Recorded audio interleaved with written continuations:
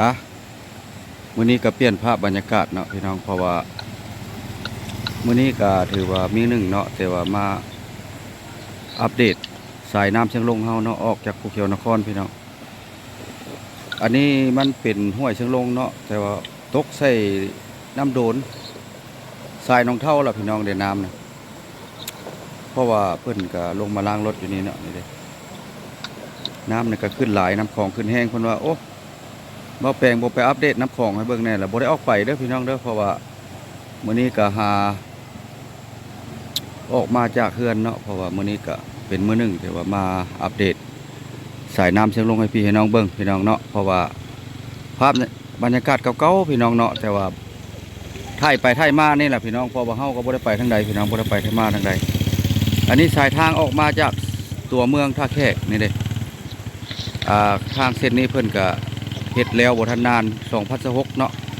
ปีนี้ละยุดอยู่นี่พี่น้องเนาะยุดขัวอยู่นี่เพราะว่า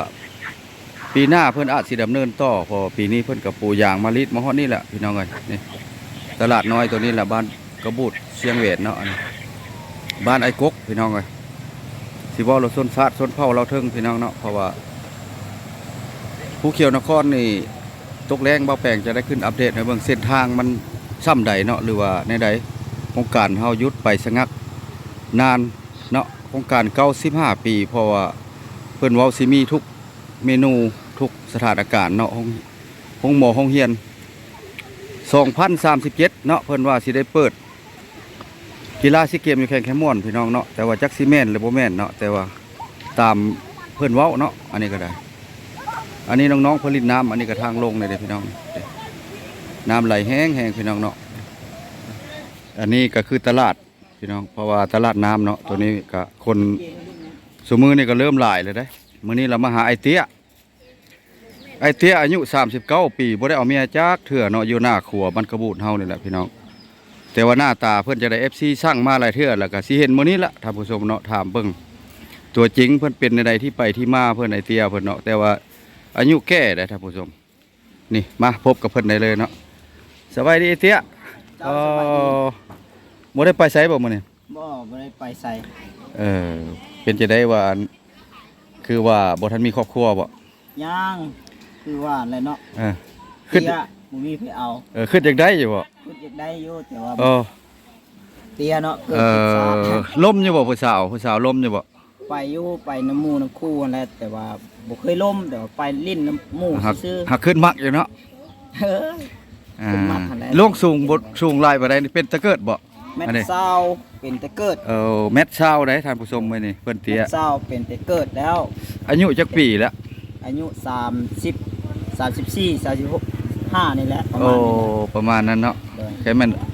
ม่นมีผู้เอานี่ไอ้เตี้ยก็ขึ้นอยากได้อยู่บ่ก็แค่มีผู้เอาก็แค่รุ่นเดียวข้าวเดียวก็เอาเนาะโดยแต่ว่าเดี๋ยวนี้ไอ้เตี้ยอยู่ผู้เดียวบ่ทีนี้อยู่กับพ่อกับแม่เฮือนหลังใดช่วยพ่อช่วยแม่แหละเฮือนหลังนี่แหละหลังตัวน้อยนี่เนาะเฮือนหลังน้อยอันนี้ท่านผู้ชมเนาะเพิ่นเกิดมาเตี้ยเนาะแต่ว่าเพิ่นก็อยากได้เมียอยู่เพิ่นเว้าเนาะบ่แปลงเว้ามาถ่าย FC ให้มาถ่ายอันนั้นคือเฮือนเพิ่นเนาะท่านผู้ชมเนาะแต่ว่าอันนี้ก็น้อยเดี๋ยวนี้บ่ได้เฮ็ดหยังบ่ได้ไปเฮ็ดหยังเนาะบ่ได้ไปเฮ็ดหยัง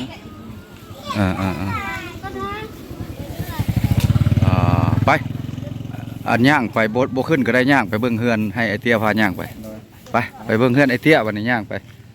อันนี้ก็คือหมู่บ้านเนาะเพิ่นนั่งเล่นชมน้ำธรรมชาติไปเฮือนไอเตี้ยก็ท่านผู้ชมเอ้ยถ้าว่ามีหยังก็ FC เนาะก็ทักทายมาได้เนาะไอเตี้ยเราอยากได้มีครอบครัวอยู่แต่ว่าเราบ่ทันได้มีผู้เอาเฮือนเราก็เด้หลังใดไอเตี้ยเฮือนเจ้าหลังนี้บ่โอ้นี่เฮือนเพิ่นเฮือนเพิ่นจะอยู่คนเดียวไว้เตี้ยโดยอยู่คนเดียวเกี่ยวกับน้องชายมานอนอันนี้เป็นบ้านกระบูดเนาะโดยบ้านกระบูดบ้านกระบูดเชียงเวนเมืองตะแขกแขกขมวนเนาะขออนุญาตเนาะไอเตี้ยถ่ายบริเวณในเฮือนได้ตามนี้ได้นะไปขึ้นเบิ่งขึ้นเบิ่งเฮือนไอเตี้ยพี่น้องเฮือนเพิ่นอันนี้หลานเพิ่นมาลิ้นน้ำเจ้านึ่งเข้าบ่เตี้ยโดยนึ่งเข้า เด้นึ่งข้าวเนาะโอ้โอ้ นี่แหละเฮือนฟาร์ม อ่ะขึ้นเฮือนไอเตี้ยก็ขึ้นไปลิ้นนะเพิ่นขึ้นไปเบิ่งเพิ่นนึ่งข้าวโอ้อันนี้มุ้งเพิ่นในเพิ่นก็ได้เพิ่นอยู่ผู้เดียวท่านผู้ชมเนาะ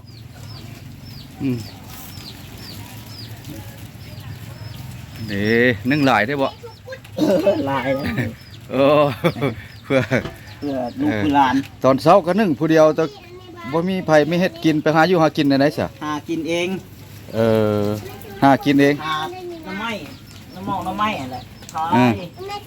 หาหน่อไม้เนาะ โดย เออ น้ำไม้ผักนี่สีส้ม อ่า ขาย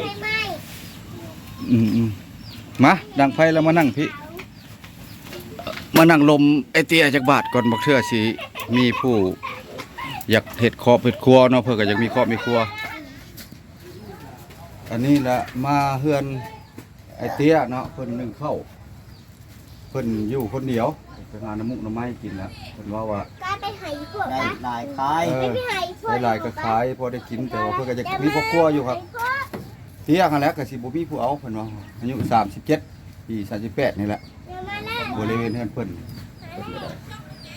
แต่ว่าเพิ่นอยู่ผู้เดียวแต่ละมื้อแต่ละวันก็ได้แต่หลายเทื่อแล้ว FC ให้มาถ่ายเนาะไอเตี้ยเราก็อยากไปเฮ็ดเวรเฮ็ดงานบัดเสียที่แต่ว่าแข้งขาต่ำแล้วเขาบ่จะเอามันแบบ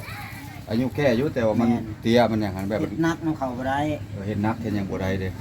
แต่ว่าเฮ็ดแนวเบาได้อยู่เฮ็ดเบา เออใช่เลย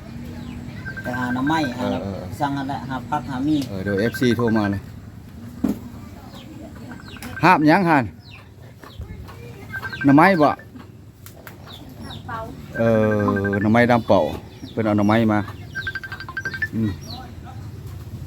เพิ่นเอาหน่อไม้มา อันนั่นแหละแม่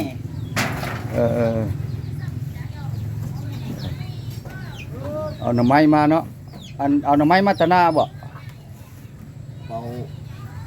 เบาเครื่อง เอ เค อ รื่องมาแต่หน้าก ำลัง ถ่ายคอนเทนต์FC โทรมาอันนี้ก็ได้เนาะนี่กำลังสัมภาษณ์ไอ้เตี้ยเพิ่นกำลังนึ่งข้าวนี่เพิ่นนั่งอยู่นี่เพิ่นนึ่งข้าวเพิ่นอยู่ผู้เดียว FC โทรเข้ามา วางสายก็เด้อรับสาย FC ก็เด้ออันน่ะถ่ายคอนเทนต์ก่อนพัก แม่ขนาดเสาพรกันนั่นดังคิดเบิ่งนั่นแหละเสาพร อันนี้ละมาเฮือนไอ้เตี้ยเพิ่นนึ่งข้าวเพิ่นอยู่ผู้เดียวนี่เลยนี่มื้อนี้แหละเพิ่นบ่ได้ไปหาหน่อไม้เพิ่นอยู่ผู้เดียวแล้วก็หาหน่อไม้น้ำมันมากิน หรือว่ามีผู้ซื้อก็เพิ่นขายในตลาดนี่แหละเนาะ โดยขายตลาดนัดนั่นแหละ อันนี้เฮือนเพิ่นก็ได้ และสิถ่ายเฮือนให้เบิ่งเด้อ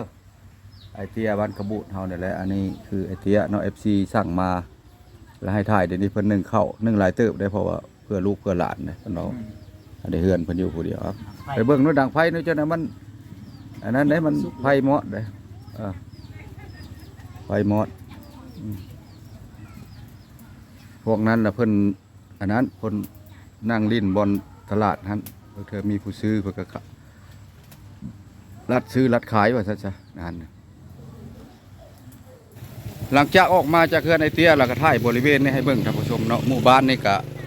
ส่วนหลายก็เฮ็ดให้เป็นหลักแต่ว่าเฮ็ดนาก็ส่วนน้อยเด้อน้ำบ่ท่วมปีนี้ฮะเด้บ้านขบุเฮานี่ก็ต้นหลักก็แม่นการพัฒนานี่ก็ถ้าว่าผู้เขียวนครเปิดนี่ก็ดีขึ้นท่านผู้ชมอันนี้ก็คือตลาดนี่ก็คือเว้าแล้วเว้าอีกเนาะคักเด้ท่านผู้ชมไว้เหมาะสมนี่เหมาะสมเนาะเพราะว่าน้ำใสไฟสว่างตลาดนี่ก็อยากอาบน้ำล้างรถล้างลงอาบสบายพี่น้องเนาะอันนี้คืออันใหญ่เตี้ยเพิ่นอยู่นี่หลังนี้บนเฮาสัมภาษณ์กินนี้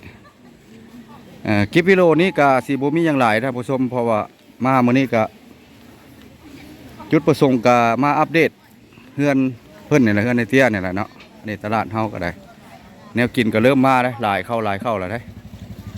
เด้แนวกินก็หลายอยู่เฮาก็เคยถ่ายเรื่อยแต่ว่าบ่ได้ไปถ่ายเฮือนไอ้เตี้ยฮัดเนาะซ้ำนี้แหละตลาดต่อไปก็สิเป็นตลาดใหญ่คือเก่า